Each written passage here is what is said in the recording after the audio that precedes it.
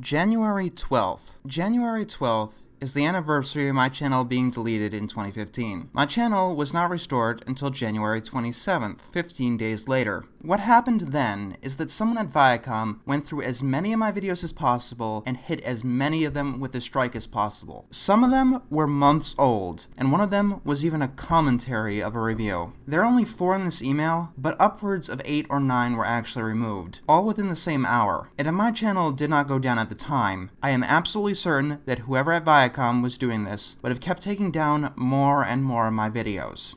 At the time, I didn't monetize my videos. The only money that I was making through this was through Patreon. Over time, that changed for various reasons, namely a dying computer. I mean, if the computer dies, I can't do this. Since then, YouTube has become my primary source of income. What I do here is I make reviews of cartoon episodes and animated movies. I use heavily edited clips, most of which are narrated over. This means that my work falls under fair use, which is a part of copyright law where a person is allowed to use pieces of someone else's work for satire, parody, commentary, education, or criticism. And yes, despite what some would tell you, I am allowed to make money off of this. This will currently be my 327th video on my channel, although that number changes all the time as I delete random updates or stupid little non-gags that went nowhere. As you can see, I don't monetize updates or non-fiction videos, or when I think I'm telling a very important message. It would feel a little skeevy if I monetized something like the Peter Asman Further Thoughts video, and as such, this video won't be monetized either. Out of 326 videos, a total of 136 of them are currently matched with a copyright claim. This is more than 1/3, and no company has been immune to doing this. Viacom does it a lot, Hasbro does it a lot, Turner Broadcasting does it a lot, Fox does it every single time. 136 is a large number, and it sounds even bigger when I'm always fighting against a copyright claim, and it would probably be well over 200 if I didn't fight as many as I am. And I want to fight more, and I want to fight back harder. But the problem is, at any time, almost randomly, a copyright holder can take down anything I have and give me a strike, even if I made the video 3 years ago. While I will most likely get my channel back again after 2 fucking weeks, it's not a risk that I am likely to take. I haven't fought most of Hasbro's claims on my videos, and they'll probably be what I save for last. Hasbro, during a copyright dispute, will fight down to the strike. If you don't know how the copyright system works, when you get a copyright claim, you can dispute this. The copyright claimant has 30 days to respond. If they don't, your video is free for a while. However, the claimant can reject this dispute, and they often do, because this is not done by an impartial third party. The system relies on the good judgment of greedy corporations, which are breathing down the neck of Washington to restrict freedom of speech, expand copyright restrictions, and control the internet as much as possible. You can appeal a rejected dispute if you don't have a strike. Once again, the system relies on the good judgment of the copyright holder. They have another 30 days to respond, or else your video is free for another good while. The company on the other side now has the ability to take down your video, which will give you a strike, stopping you from entering this step again for 6 months, or until you fight back. In my experience, either companies will not go beyond the first step like DHX, which always removes copyright claims as soon as they're challenged, or they'll go all the way to the end, like Hasbro. Once you have a strike, you're going to need to send in a counter notification. It can take up to 10 days to go through. Also, they say it'll take up to 14 business days for the company to respond to your counter notification. However, sometimes with me, it's taken upwards of almost a month. Sometimes I've had to send in another counter notification to rejog the system, as it were, and only after I do that does it realize that I've sent in a counter notification. During this time, if the company wants to keep your video down, they will have to sue you in court. Luckily, this has never happened to me, it probably won't happen to me, and if it does, not only will I boycott all their future products in any way possible, I will give them as much negative press as possible.